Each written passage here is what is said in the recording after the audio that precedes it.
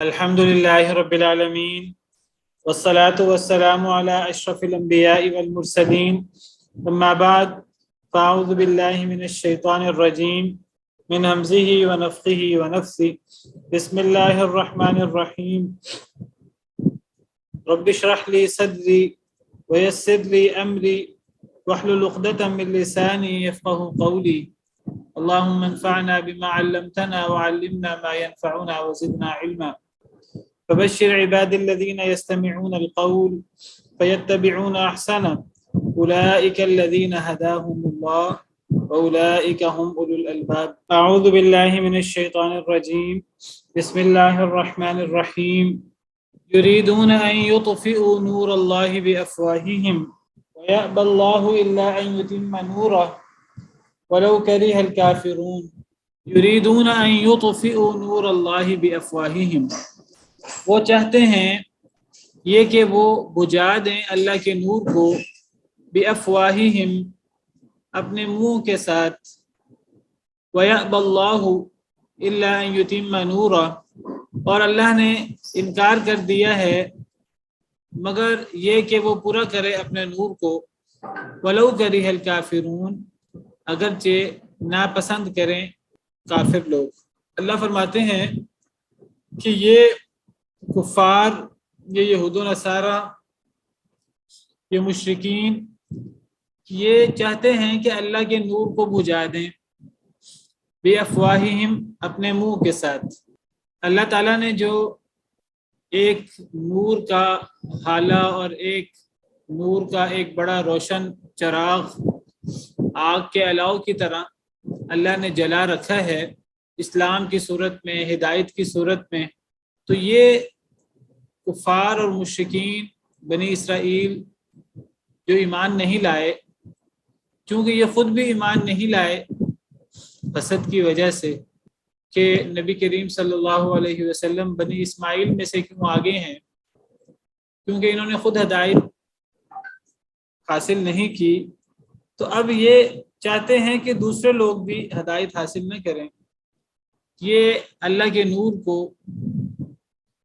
بجھانا چاہتے ہیں اپنے منہوں کے ساتھ، اپنے منہ کے ساتھ اللہ کے نور کو بجھانا چاہتے ہیں۔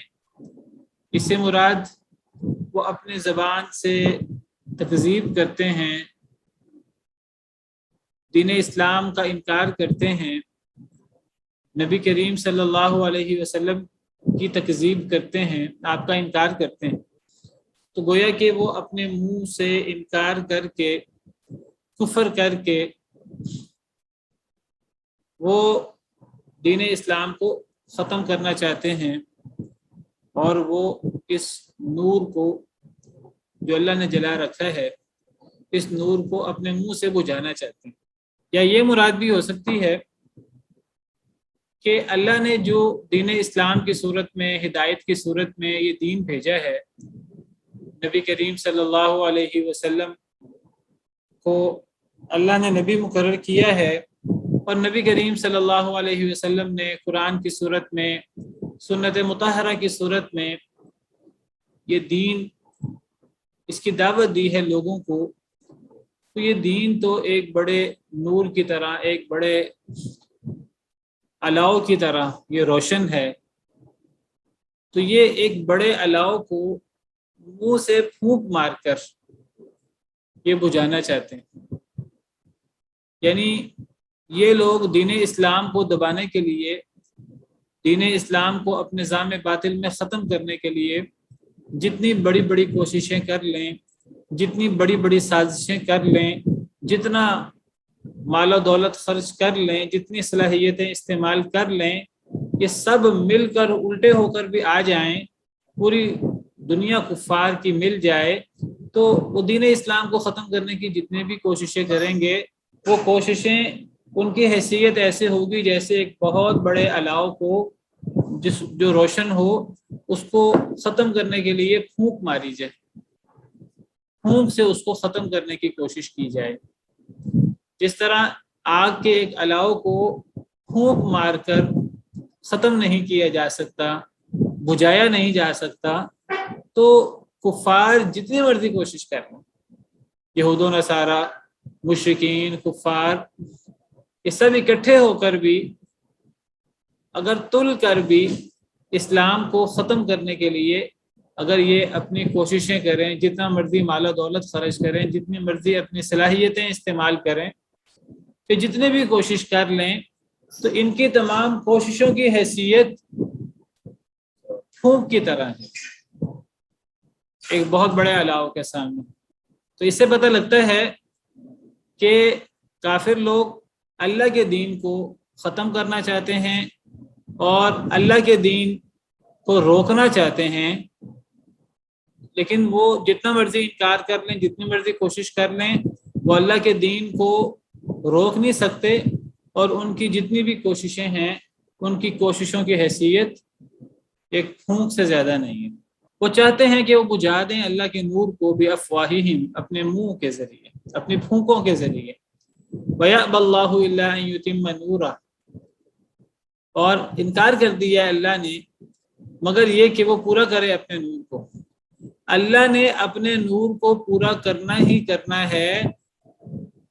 اللہ نے نور کو پورا کرنے کے علاوہ ہر چیز سے انکار کر دیا ہے، یعنی اللہ اپنے نور کو پورا کریں، اپنے اس دین اسلام کو غالب کریں، اور یہ دین اسلام پھیلتا جائے، کہ دین اسلام غالب ہوتا جائے۔ اللہ کو صرف یہی منظور ہے، اللہ کو اس کے علاوہ کوئی چیز منظور نہیں ہے۔ اللہ نے اس کے علاوہ ہر چیز سے انکار کر دیا۔ وَيَأْبَى اللَّهُ، انکار کر دیا اللہ نے۔ اللہ انکار کرتے ہیں ہر چیز کا، سوائے کس بات کے؟ الا، مگر ان یتم نورہ، کہ اللہ پورا کریں اپنے نور کو۔ یعنی یہ وہی حسر کا انداز ہے، بالکل ایسا انداز ہے جیسے اللہ تعالیٰ فرماتے ہیں لا الہ الا اللہ، کوئی معبود برحق نہیں مگر اللہ۔ یعنی اس میں صرف اللہ کے معبود ہونے کی بات نہیں ہے، معبود برحق ہونے کی، باقی تمام معبودان باطلہ ان کا انکار بھی ہے۔ تو یہاں اللہ نے صرف یہ نہیں فرمایا کہ نور مکمل ہوگا، اللہ نے فرمایا کہ اللہ نے نور کو مکمل کرنا ہی کرنا ہے، اور اس نور کو مکمل کرنے کے علاوہ جو بھی لوگ دنیا ساری مل کر جو صورتیں سوچتی ہیں، اللہ نے ہر چیز کا انکار کر دیا ہے۔ ہر بات اللہ نے ہر چیز کا انکار کر دیا ہے، مگر ایک بات کا، یہ کہ اللہ اپنے نور کو مکمل کرے۔ تو یہ نور مکمل ہونا ہی ہونا ہے، یہ دین غالب ہونا ہی ہونا ہے، یہ دین پھیلنا ہی پھیلنا ہے۔ وَلَوْ كَرِهَ الْكَافِرُونَ، اگرچہ کافر لوگ ناپسند کیوں نہ کریں، کافر، مشرک، یہودی، عیسائی، ہندو، جتنے بھی ہیں، الکفر ملت واحدہ، یہ سب مل کر آ جائیں اور سب مل کر دین اسلام کو روکنے کی کوشش کریں، مٹانے کی کوشش کریں، تو ان کی کوششوں کی حیثیت پھونکوں سے زیادہ نہیں ہے، اور یہ اپنی پھونکوں سے یہ اس بڑے نور کو ختم نہیں کر سکتے، کافر کتنا ہی ناپسند کیوں نہ کرے۔ اسلام ایسی چیز ہے، اس کو جتنا دبایا جاتا ہے اتنا ہی یہ ابھرتا ہے، اتنا ہی یہ واضح ہو کر، غالب ہو کر سامنے آتا ہے۔ اسلام کو مغلوب نہیں کیا جا سکتا، اس لیے کہ یہ کوئی انسانی چیز نہیں ہے، یہ کوئی ایسی چیز نہیں ہے کہ جس کے پیچھے انسان ہے۔ یہ اللہ رب العالمین کا دین ہے، اور اللہ رب العالمین نے اس کو غالب کرنا ہی کرنا ہے، کیونکہ اللہ رب العالمین اس کے مددگار ہے، اور جس کے پیچھے اللہ ہو تو اس کو کوئی ہرا نہیں سکتا۔ اللہ اکیلے ہی ہوں تو پھر بھی اس دین نے غالب آ کر رہنا ہے، تو تعداد کے بل بوتے پر، وسائل کے بل بوتے پر اسلام کو ہرایا نہیں جا سکتا کسی بھی صورت میں۔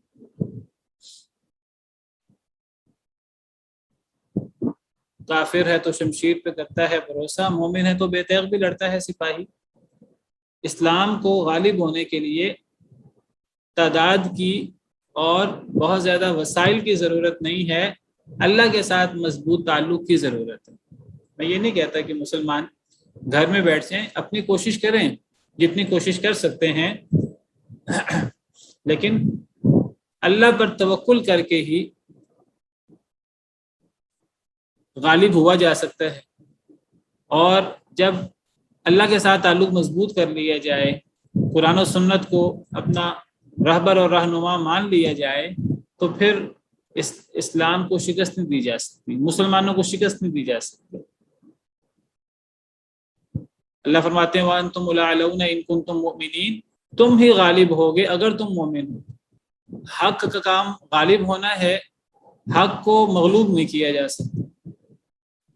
جاء الحق وزهق الباطل ان الباطل كان زهوقا، حق آ گیا باطل چلا گیا، اور باطل کا کام جانا ہی ہے۔ یہ ایک اصول ہے اللہ کی طرف سے کہ باطل کا کام مٹنا ہی ہے۔ قل جاء الحق وما يبدئ الباطل وما يعيد، کہہ دیجئے حق آ گیا، باطل نہ پہلے کبھی غالب آیا ہے، نہ باطل مستقبل میں کبھی غالب آئے گا۔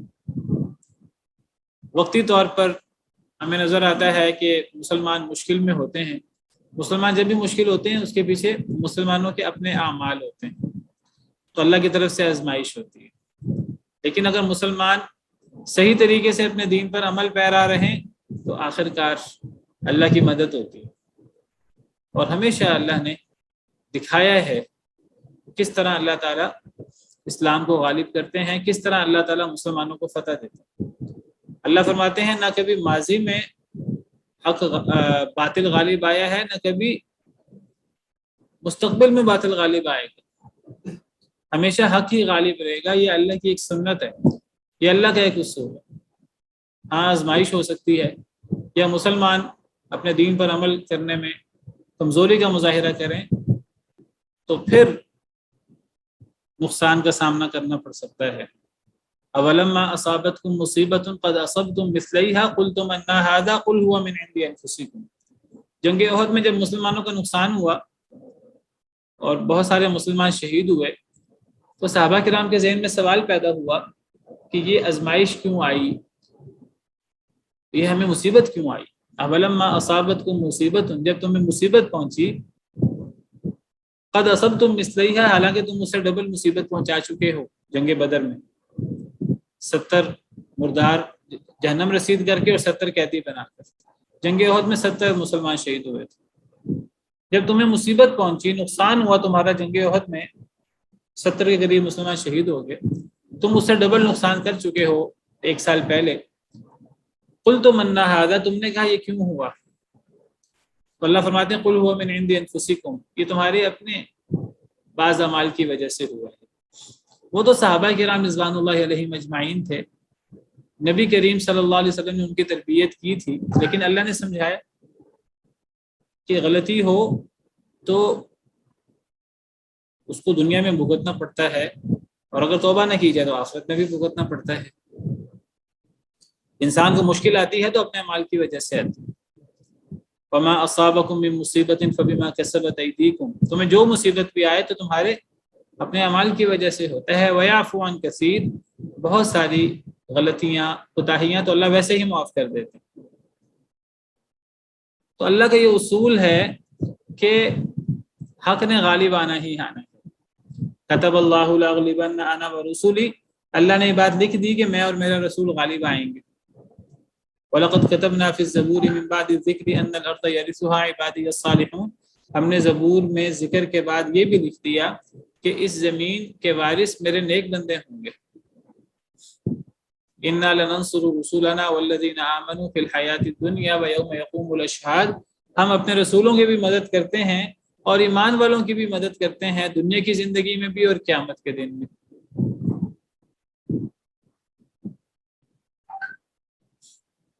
تو اسلام کو ختم نہیں کیا جا سکتا، مسلمانوں کو ختم نہیں کیا جا سکتا، کیونکہ یہ اللہ کا نور ہے اسلام، اور اللہ نے اس دین کو غالب کرنا ہی کرنا ہے۔ والذی ارسل رسولہ بالہدی ودین الحق لیظہرہ علی الدین کلہ، اللہ وہ ذات ہیں جنہوں نے بھیجا اپنے رسول کو ہدایت کے ساتھ اور دین حق کے ساتھ، یعنی دین اسلام کے ساتھ، لیظہرہ علی الدین کلہ، تاکہ وہ غالب کر دیں اس کو تمام ادیان پر، تمام باطل ادیان پر دین اسلام غالب آ جائے. ولو کرہ المشرکون، اگرچہ مشرک ناپسند کیوں نہ کرے، مشرک زیادہ کیوں نہ ہو، کافر زیادہ کیوں نہ ہو، مشرک اور کافر کتنا ناپسند کیوں نہ کریں، ہدایت نے اور دین حق نے غالب آنا ہی آنا ہے. اللہ کے نور کو بجھایا نہیں جا سکتا. تو کافر ہمیشہ اللہ کے نور کو بجھانے کی کوشش کرتا ہے، چھپانے کی کوشش کرتا ہے، لیکن اللہ تعالیٰ اپنے نور کو اور اپنے دین کو غالب کرتے ہی رہتے ہیں. کفر کا معنی چھپانا ہوتا ہے، لغوی معنی. کسان کو بھی عربی زبان میں کافر کہتے ہیں، جس کی جمع کفار. کسان کو کافر کہتے ہیں اس لیے کہ وہ بیج کو زمین میں چھپاتا ہے. اللہ تعالیٰ نے قرآن کریم میں کافر کو کسان کو بھی کافر قرار دیا ہے. عجب الکفار نباتہ، سورہ حدید آیت نمبر 20. اللہ فرماتے ہیں کہ دنیا کی مثال ایسے ہے کہ مثل غیث، جیسے پانی کی مثال، بارش کی مثال. عجب الکفار نباتہ، اچھی لگتی ہے کسان کو بارش کے بعد جو نباتات ہوتی ہیں، فصل پھلتی پھولتی ہے بارش کے بعد. تو کسان کو بارش کے بعد یہ جو فصل اگتی ہے ہری بھری ہوتی ہے، تو کسان کو یہ چیز بڑی اچھی لگتی ہے. کفار سے مراد یہ کسان ہے، کافر کی جمع کفار. تو کافر کسان کو کافر اس لیے کہا کیونکہ وہ بیج کو چھپاتا ہے، زمین میں بیج کو بوتا ہے. رات کو بھی کافر کہہ دیتے ہیں عربی زبان میں، کیونکہ رات بھی بہت ساری چیزوں کو چھپا دیتی ہے. اسی طرح کافر جو اللہ رسول کا منکر ہو، تکذیب کرنے والا ہو، اسے بھی کافر کہتے ہیں. اسے کافر کیوں کہتے ہیں؟ وہ کیا چھپا رہا ہے؟ یعنی اللہ کی جو ان گنت نعمتیں ہیں، تو اللہ کی ان گنت نعمتیں، اللہ نے کائنات کو پیدا کیا، ہمیں پیدا کیا، اللہ نے ہمیں ہر قسم کی نعمتیں دی، ہر قسم کا رزق دیا، ہماری ہر قسم کی آرزو خواہش پوری کی. کون سی نعمت ہے جو اللہ نے ہم پر نہیں کی؟ تو ہمارا کام یہ تھا ان نعمتوں کے جواب میں کہ ہم اللہ کا شکر ادا کریں. جتنا اللہ کا شکر ادا کرتے جائیں گے اتنا اللہ کی طرف سے نعمتوں میں اضافہ ہوتا جائے گا. وَإِذْ تَأَذَّنَ رَبُّكُمْ لَئِن شَكَرْتُمْ لَأَزِيدَنَّكُمْ، تمہارے رب نے اعلان کیا کہ اگر تم شکر کرو گے تو میں تمہیں زیادہ دوں گا. تو فطرت یہ ہے، اچھی چیز یہ تھی، ہونا یہ چاہیے تھا کہ لوگ، انسان اللہ کی نعمتوں کا شکریہ ادا کرتے، لیکن لوگوں نے اللہ کی نعمتوں کا شکریہ ادا کرنے کی بجائے اللہ کی نعمتوں کے شکر کو چھپانا شروع کر دیا، یا اللہ کے دین کو چھپانے کی کوشش کی، اللہ کے دین کو بجھانے کی کوشش کی. تو مفسرین کہتے ہیں اس لیے کافر کو بھی کافر کہتے ہیں، کیونکہ یا تو وہ اللہ کے دین کو بجھانے کی، چھپانے کی کوشش کرتا ہے کہ دین دنیا میں ظاہر نہ ہو، اور یا پھر کافر کو اس لیے کافر کہتے ہیں کہ وہ اللہ کی ان گنت نعمتوں کے جواب میں شکر کو ظاہر کرنا چاہیے، زبان سے بھی شکر کرنا چاہیے، عمل سے بھی شکر کرنا چاہیے. عمل سے شکر یہ ہے کہ اللہ کے احکامات مانی جائیں، اللہ کے دین کو مانا جائے، توحید پر عمل کیا جائے. توحید سب سے بڑا شکر ہے. لیکن اگر کوئی شخص نہ کرے شکر، مسلمان نہ ہو اور انکار کرتا رہے، تو در حقیقت وہ شکر کو چھپا رہا ہے. تو اس معنی میں بھی کافر کو کافر کہتے ہیں. تو بہرحال ان آیات کریمہ میں اللہ تعالیٰ نے اپنی اس سنت کو واضح کیا ہے کہ دین غالب آ کر رہے گا، جتنا بھی اس کو دبانے کی کوشش کی جائے یہ دبے گا نہیں. کم من فئۃ قلیلۃ غلبت فئۃ کثیرۃ باذن اللہ. کتنی چھوٹی چھوٹی جماعتیں بڑی بڑی جماعتوں پر اللہ کے حکم سے غالب رہی ہیں. اور اس کی اب تازہ مثال سپر پاور کا طالبان کے ساتھ جو معاملہ ہوا، اور کس طرح اللہ تعالیٰ نے بے سر و سامانی کی حالت میں طالبان کو صرف سپر پاور امریکہ پر نہیں بلکہ پوری ان کے ساتھ نیٹو اور پوری دنیا ان کے ساتھ، اللہ معاف کرے مسلمان ملک بھی ان کے ساتھ ملے ہوئے تھے.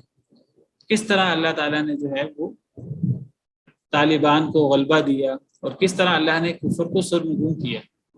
اللہ تعالیٰ فرماتے ہیں قل للذین کفروا ستغلبون وتحشرون الی جہنم، اے نبی صلی اللہ علیہ وسلم کافروں سے کہہ دیجئے کہ ان قریب تم ہی مغلوب ہوگے دنیا میں، وتحشرون الی جہنم، اور پھر جہنم میں بھی تمہیں ہی اکٹھا کیا جائے گا، یعنی دنیا میں بھی تم ذلیل ہوگے، تمہارا سر ہی نیچا ہوگا، اسلام ہی غالب آئے گا، اور آخرت میں بھی تم جہنم کا ایندھن بنو گے۔ جتنا مرضی مال خرچ کر لیں، جتنی مرضی کوششیں کر لیں، آخر کار اسلام نے ہی غالب آنا ہے۔ یا ایھا الذین آمنوا ان کثیرا من الاحبار والرہبان لیأکلون اموال الناس بالباطل ویصدون عن سبیل اللہ، اے وہ لوگوں جنہیں ایمان کا دعویٰ ہے، جو ایمان لائے ہو، ان کثیرا من الاحبار، بے شک بہت زیادہ احبار اور رہبان، بہت زیادہ یہود کے علماء اور عیسائیوں کے درویش، احبار اور رہبان کی کل وضاحت کی تھی میں نے۔ احبار حبر سے ہے، اور حبر کا مطلب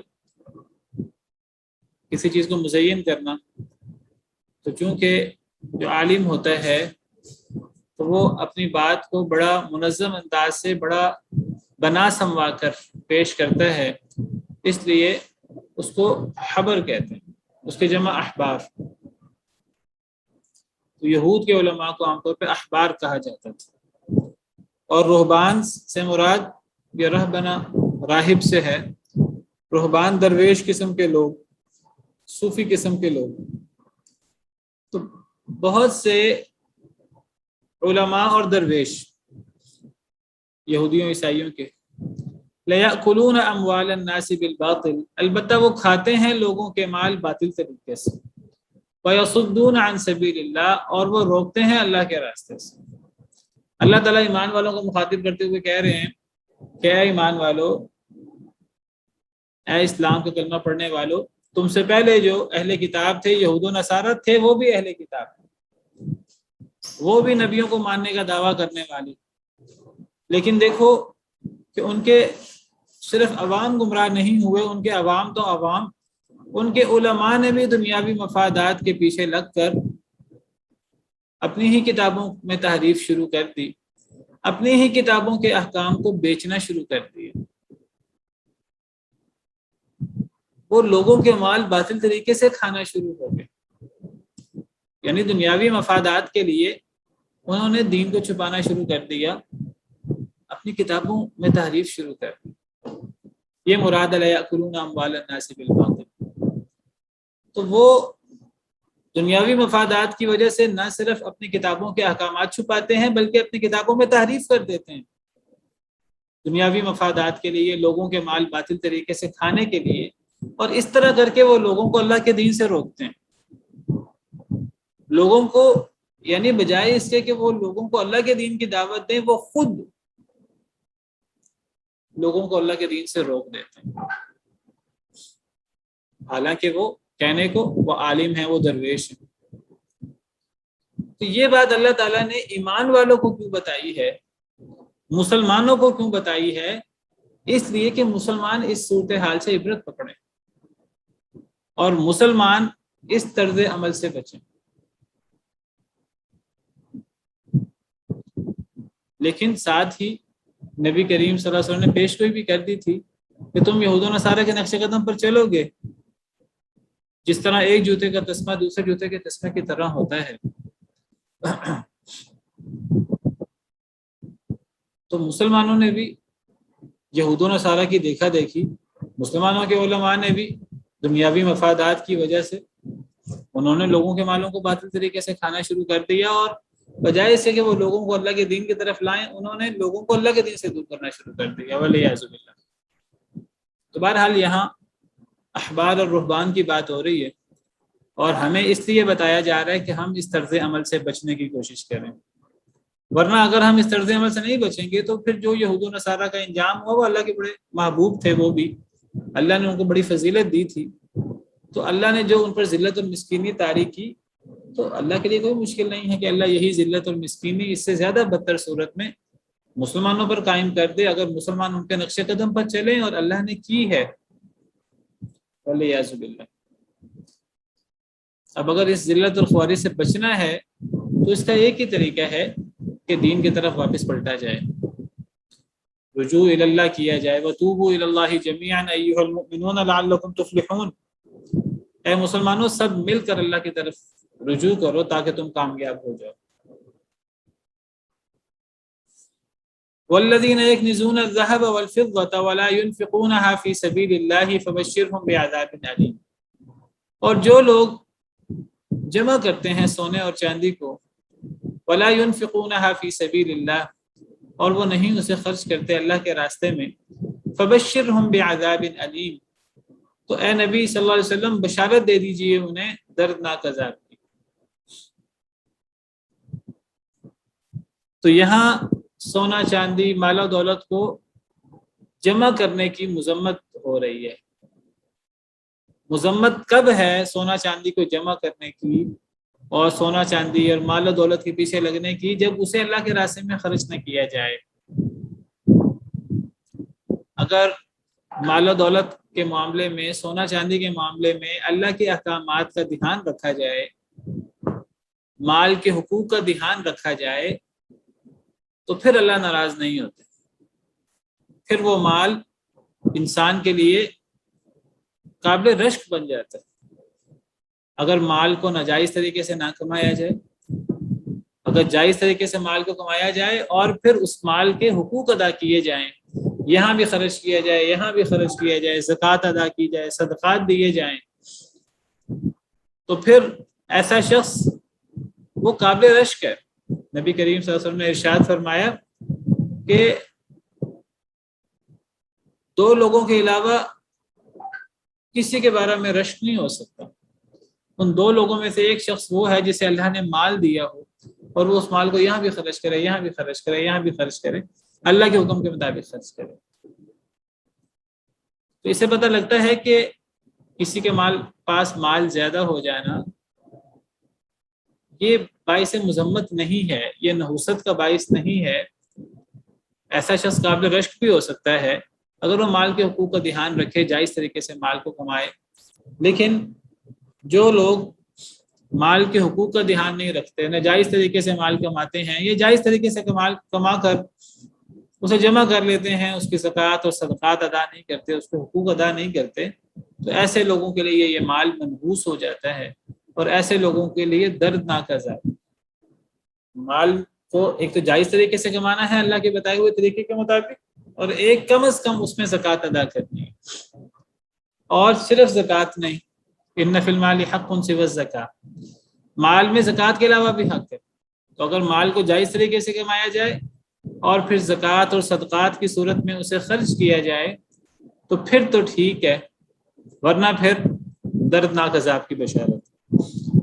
یوم یحمى علیہا فی نار جہنم فتکوی بہا جباہہم وجنوبہم وظہورہم، اس دن تپایا جائے گا علیہا اس پر، فی نار جہنم جہنم کی آگ میں۔ اس دن سونا چاندی کو، مال کو آگ پر تپایا جائے گا، اسے خوب گرم کیا جائے گا۔ فَتُكْوَى بِهَا جِبَاهُهُمْ وَجُنُوبُهُمْ وَظُهُورُهُمْ، پھر داغا جائے گا اس سے، اس سونا چاندی سے، اس مال سے، جِبَاهُهُمْ ان کی پیشانیاں، وَجُنُوبُهُمْ ان کے پہلو، وَظُهُورُهُمْ اور ان کی پشتیں۔ هَذَا مَا كَنَزْتُمْ لِأَنفُسِكُمْ، یہ وہ ہے جو تم نے جمع کیا اپنے جانوں کے لیے، اپنے آپ کے لیے۔ فَذُوقُوا مَا كُنْتُمْ تَكْنِزُونَ، بس چکھو جو تم جمع کرتے تھے۔ پچھلی آیت کریمہ کے آخری حصہ اور یہ آیت کریمہ، اس میں اللہ تعالیٰ نے مال و دولت کو جمع کر کے کنز بنانے سے منع کیا ہے۔ والذین یکنزون الذہب، جو لوگ، ہم عام طور پہ اس کا ترجمہ اردو زبان میں کرتے ہیں جو لوگ جمع کرتے ہیں مال، سونا چاندی کو، یکنزون اس صرف جمع کرنے کے معنی میں نہیں آتی، یعنی یہ ایسا جمع کرنا ہے سونا چاندی اور مال کو کہ کنز کی صورت بن جائے۔ اور اگلی آیت میں بھی ھذا ما کنزتم لانفسکم، یہ وہ مال ہے کہ جسے تم نے اپنے نفس کے لیے کنز بنا لیا تھا، تو ایسے مال کو لوگوں کے لیے عذاب کا باعث بنایا جائے گا، اور ایسے مال کو آگ پہ تپا کر گرم کر کے اس سے لوگوں کو داغا جائے گا۔ اور اللہ فرمائیں گے فذوقوا ما کنتم تکنزون، چکھو جو تم کنز بناتے تھے۔ تو پتہ لگا کہ مال کا ہونا، صرف مال کا ہونا یہ باعث نحوست نہیں ہے، یہ باعث عذاب نہیں ہے، یہ تب عذاب ہے جب وہ مال کنز بن جائے۔ اور مال کنز کب بنتا ہے؟ مال تب کنز بنتا ہے جس کی وضاحت پچھلی آیت میں بھی ہے، وَلَا يُنْفِقُونَهَا فِي سَبِيلِ اللَّهِ، جب اسے اللہ کے راستے میں خرچ نہ کیا جائے، جب اس سے حقوق پورے نہ کیے جائیں۔ حدیث مبارکہ سے بھی پتہ لگتا ہے کہ اگر سونا چاندی، اگر مال و دولت کی زکوٰۃ ادا نہ کی جائے تو پھر اس مال سے قیامت کے دن لوگوں کو داغا جائے گا، پھر یہ کنز کی صورت اختیار کرتا ہے۔ یعنی جب مال کا حق ادا نہ کیا جائے، جب مال کو ناجائز طریقے سے کمایا جائے اور پھر اسے اللہ کے حکم کے مطابق خرچ نہ کیا جائے، ناجائز طریقے سے کمایا جائے یا پھر جائز طریقے سے کما کر اسے اللہ کے راستے میں خرچ نہ کیا جائے، تو پھر یہ کنز ہے۔ اور صرف سونا چاندی اس کو جمع کرنا کنز کی صورت میں اور زکوٰۃ نہ دینا، صرف یہی باعث عذاب نہیں ہے، مال کی جتنے بھی صورتیں ہیں۔ کوئی بندہ مویشیوں کی صورت میں بہت سا مال اکٹھا کر لیتا، بہت سے مویشی اکٹھا کر لیتا، تو صحیح احادیث مبارکہ سے پتہ لگتا ہے کہ قیامت کے دن کسی نے اگر اونٹ جمع کی ہیں، کسی نے گائیں جمع کی ہیں، کسی نے بکریاں جمع کی ہیں، تو قیامت کے دن یہ ریوڑ جو جانوروں کا ہے یہ ان انسانوں کے اوپر سے گزرتا رہے گا اور انسانوں کو کچلتا ہوا یہ گزرتا رہے گا، اور یہ پورے روزے قیامت ایسا ہوتا رہے گا۔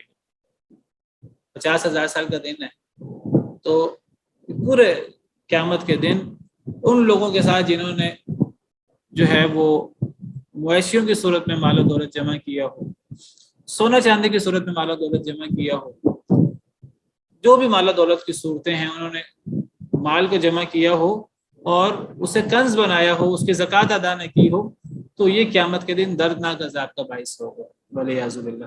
فرمایا ان عدت الشہور عند اللہ 12 شہرا فی کتاب اللہ یوم خلق السماوات والارض منها 4 حرم، بے شک مہینوں کی تعداد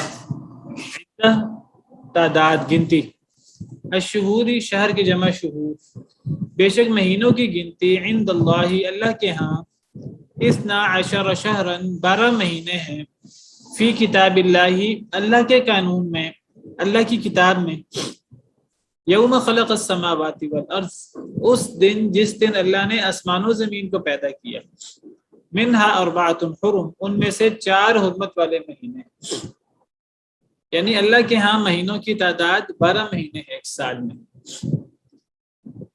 یہ اللہ کی کتاب میں یعنی لوح محفوظ میں ایسے ہی ہے، اللہ کے قانون میں ایسے ہی ہے، سال کے 12 مہینے ہیں۔ اور یہ سال کے 12 مہینے یہ اللہ نے کب بنائے؟ یہ اللہ نے جب زمین و آسمان کو بنایا تھا اسی وقت ہی اللہ نے یہ ماہ اور سال بنا دیے تھے، اور اللہ تعالیٰ نے ایک سال میں 12 مہینے رکھے تھے، یعنی 12 مہینوں کے بعد اگلا پھر دوبارہ وہی مہینے شروع ہو جاتے ہیں، نیا سال شروع ہو جاتا ہے۔ اس سے مراد یہ جو قمری تقویم ہے چاند والی وہ مراد ہے۔ ان 12 مہینوں میں 4 مہینے حرمت والے مہینے، ان کو اشہر الحرم کہتے ہیں، حرمت والے مہینے۔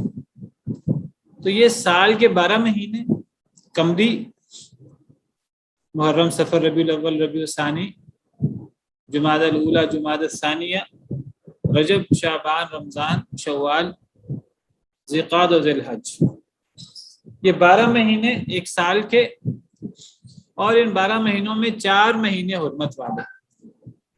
یہ تب سے ہیں جب سے اللہ تعالیٰ نے زمین و آسمان کو بنایا، یعنی جب سے اللہ نے اس کائنات کا سسٹم بنایا، زمین و آسمان کو پیدا کیا، دن رات پیدا کیے، اور اللہ نے دن رات کا ایک پورا سسٹم بنایا، دن اور رات کبھی برابر ہو جاتے ہیں، کبھی دن بڑا کبھی رات بڑی، تو اسی وقت ہی اللہ نے یہ 12 مہینوں کا سلسلہ اسی وقت سے شروع کیا ہوا ہے۔ بعض مہینے 29 کے ہوتے ہیں، بعض مہینے 30 کے ہوتے ہیں، تو یہ 12 مہینے اور ان میں سے 4 مہینے حرمت والے. 4 حرمت والے مہینے کون سے ہیں؟ یہ 12 مہینوں کے نام کیا ہیں اور یہ 4 حرمت والے مہینے کون سے ہیں؟ یہ قرآن کریم میں موجود نہیں ہے. ان کا ذکر ہمیں احادیث مبارکہ وغیرہ میں ملتا ہے. محرم کے حوالے سے احکامات ملتے ہیں، سفر کے حوالے سے احکامات ملتے ہیں، رجب کے حوالے سے، شعبان کے حوالے سے، رمضان کے حوالے سے، شوال، ذوالقعدہ، ذوالحج کے حوالے سے ہمیں احکامات ملتے ہیں، جس سے پتہ لگتا ہے کہ ان مہینوں کے یہ نام ہیں. تو یہ چاند والی جو تقویم ہے، قمری تقویم، اس کے 12 مہینے مراد ہیں.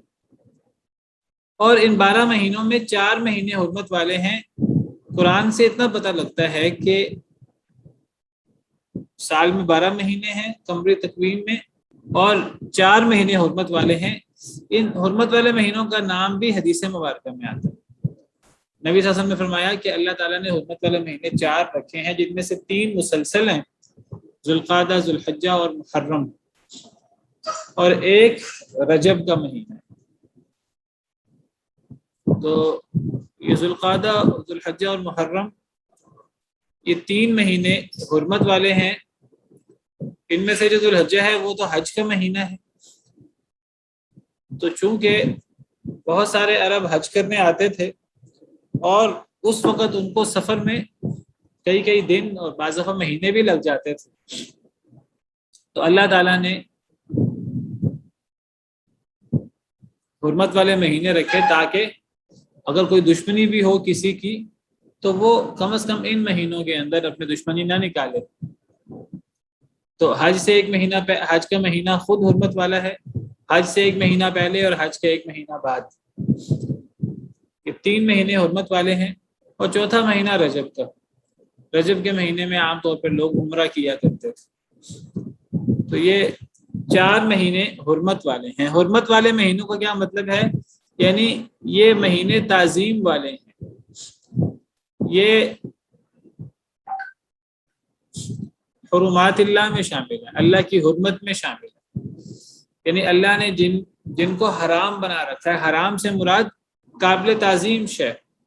جس طرح ہم حرم کہتے ہیں مکہ مکرمہ کو، مدینہ منورہ کا مخصوص حصہ ہم اس کو حرم کہتے ہیں، حرم مکہ، حرم مدینہ. تو حرم کا مطلب کہ جو حرمت والی جگہ ہے، جس جگہ کی بڑی حرمت اور بڑی تعظیم ہے، وہاں گناہ اور وہاں نافرمانی اور اس قسم کی چیزیں وہ اللہ کو بڑی ناپسند ہے. اس کا مطلب یہ نہیں ہے کہ بس وہی جگہ وہاں اللہ کی نافرمانی نہیں ہو سکتی، باقی جگہوں پر اللہ کی نافرمانی ہو سکتی ہے. نہیں، کسی بھی جگہ پر اللہ کی نافرمانی نہیں ہو سکتی. ان جگہوں کی زیادہ حرمت ہے تو ان جگہوں پر بطور خاص اللہ کی نافرمانی سے بچنا چاہیے. اسی لیے خانہ کعبہ کو بھی مسجد حرام کو مسجد حرام کہا جاتا ہے، حرمت والی مسجد. کعبہ کو بیت الحرام کہا جاتا ہے. جعل اللہ الکعبۃ البیت الحرام، اللہ نے کعبہ کو بیت الحرام بنایا.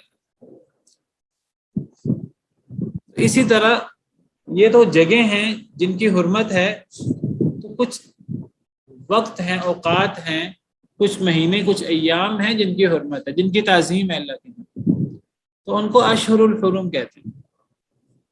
اور اللہ نے جن چیزوں کی حرمت رکھی ہے، وہ مکہ مدینہ ہو، وہ حج کے دیگر شعائر ہوں، وہ قربانی ہو، وہ حاجی ہوں، مسجدیں ہوں، قرآن و حدیث اور دینی کتابیں ہوں، نیک علماء ہوں، اللہ کے دین کی دعوت دینے والے، تو یہ سب چیزیں اللہ کے شعائر ہیں. یہ سب چیزیں یہ حرمات اللہ میں شامل ہیں، ان کی تعظیم کرنی چاہیے. اللہ فرماتے ہیں ذالک ومن یعظم حرمات اللہ فهو خیر له عند ربہ. جو شخص اللہ کی حرمت والی چیزوں کی تعظیم کرے، سورہ حج میں اللہ فرماتے ہیں، تو یہ چیز اللہ کے ہاں بہت بہتر ہے. اور دوسری آیت میں اللہ فرماتے ہیں ذالک ومن یعظم شعائر اللہ فانها من تقوی القلوب. جو بندہ اللہ کے شعائر کا دھیان رکھے تو اس کا تعلق دل کے تقوی سے ہے. تو جتنا متقی ہوگا وہ اتنا اللہ کے شعائر کی، اللہ کی حرمتوں کی تعظیم کرے گا. تو جس طرح حرمت والی جگہ ہیں، تعظیم والی جگہ، ان کی تعظیم ہونی چاہیے. حرمت والے لوگ ہیں، تعظیم والے لوگ ہیں، اللہ کے نبی، اللہ کے ولی، علماء. اسی طرح حرمت والے مہینے اور حرمت والے دن ہیں، ان کی تعظیم ہونی چاہیے، جن میں اشہر الحرام ہے، حرمت والے مہینے. اللہ فرماتے ہیں ذالک الدین القیم، یہ بڑا مضبوط دین ہے. یعنی یہ 12 مہینے قمری تقویم، ان کو ہلکا نہیں لینا چاہیے. اور ان میں سے حرمت والے مہینے یہ کوئی ہلکی چیز نہیں ہے. کوئی اس کی پرواہ کرے، کوئی اس کی پرواہ نہ کرے، کوئی اس تقویم کی پرواہ کرے نہ کرے، ہم اپنی نئی تقویم بنا لیتے ہیں. کہ غیر مسلم یہ کام کریں تو وہ تو کریں. مسلمان جو ہیں، اللہ نے ایک تقویم بنائی ہے، اللہ نے ایک سسٹم بنایا ہے، اور یہ جس دن سے اللہ نے زمین و آسمان بنائے ہیں تو ہم اللہ کے بنائے ہوئے سسٹم کو چھوڑ کر اپنا سسٹم بنا لیں. اللہ فرماتے ہیں یہ بڑا مضبوط دین ہے، اس کی بڑی مضبوط بنیادیں ہیں، اور یہ ہمیشہ سے چلا آ رہا ہے. تمام انبیاء کرام علیہ السلام کے ہاں اسی طرح ہی تھا، اور یہ سلسلہ قیامت تک چلتا رہے گا.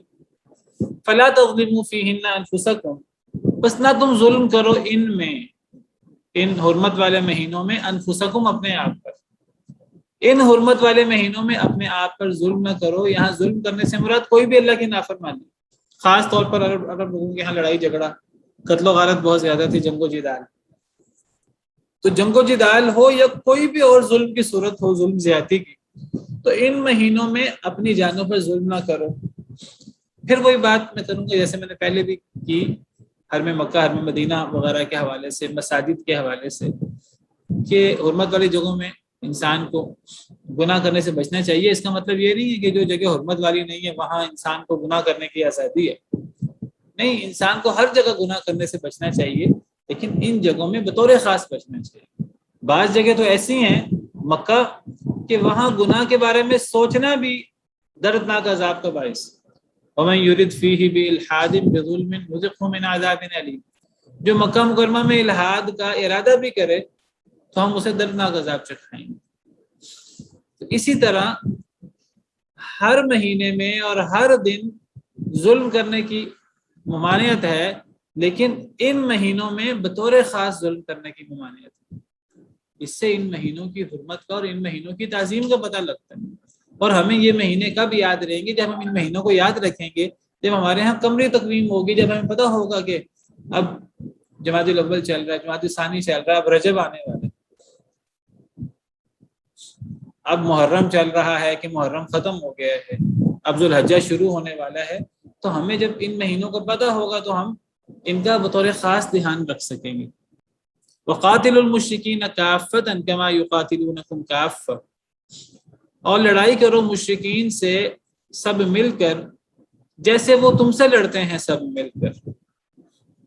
جس طرح مشرکین اسلام کے مقابلے میں اکٹھے ہو جاتے ہیں اور الکفر ملت واحدہ کی صورت ہو جاتی ہے، تو تم بھی مشرکین کے مقابلے میں، مسلمان تو بھائی بھائی ہیں، مسلمانوں کو بھی اکٹھے ہو جانا چاہیے. مسلمان تو پھر بھائی بھائی ہیں، اور کافر تو بھائی بھائی نہیں ہیں. کافر تو آپس میں ایک دوسرے کے بڑے دشمن ہیں، ایک دوسرے کے بڑے مخالف ہیں. تحسبهم جميعا وقلوبهم شتى، تم انہیں اکٹھا خیال کرتے ہو حالانکہ وہ ان کے دل پھٹے ہوئے ہیں. ان کے بالمقابل مسلمان تو بھائی بھائی ہیں آپس میں، انما المؤمنون اخوہ. لیکن عجیب بات ہے کہ اسلام کے مقابلے میں کافر تو اکٹھے ہو جاتے ہیں، لیکن مسلمان بھائی بھائی ہونے کے باوجود وہ اسلام کی خدمت کے لیے بھی اکٹھے نہیں ہوتے، کفر کے خلاف.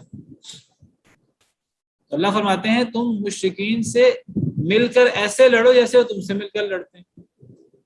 لیکن ہم اللہ کے حکم پر عمل نہیں کرتے، اور کافر کیا کرتے ہیں؟ کافر الگ الگ کر کے وہ پھوٹ ڈلوا کر ہم سے لڑائی کرنے کی کوشش کرتے ہیں.